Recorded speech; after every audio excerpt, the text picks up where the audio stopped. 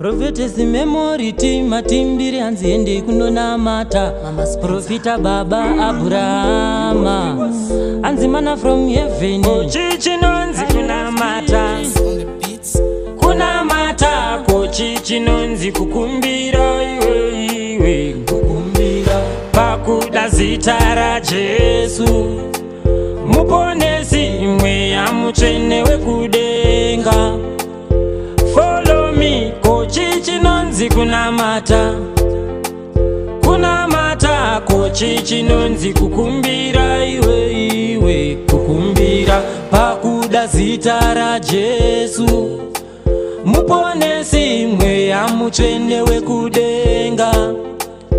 Follow me gore richitanga rotanga nefoundation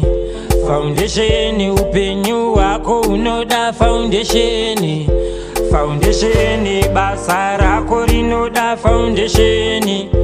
Foundation business rako rinoda foundation Foundation ziva Mwari ndiyo yako foundation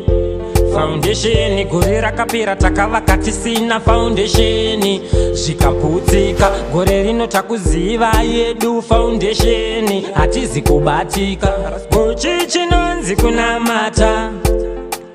Kunamata Chichinonzi kukumbira iwe kukumbira Pakuda zita ra Jesu Muponesi mweya mutsvene wekudenga Follow me Chichinonzi kunamata Kunamata Chichinonzi kukumbira iwe kukumbira Pakuda zita ra Jesu Muponesi mweya mutsvene wekudenga Follow me Mwari ndokumbira muzarure matuzi yangu Zvese zvandinokumbira ndichaziwana Asi kwete nekuda kwesimba rangu inini kwete Asi kweuyo wandinotemba naye ndiye Alpha na Omega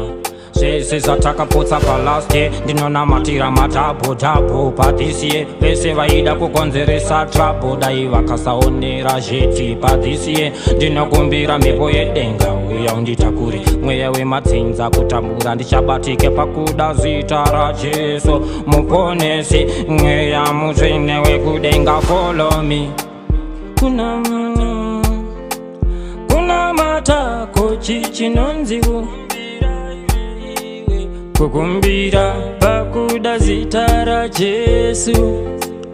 Muponesi mweya mutsvene wekudenga Follow me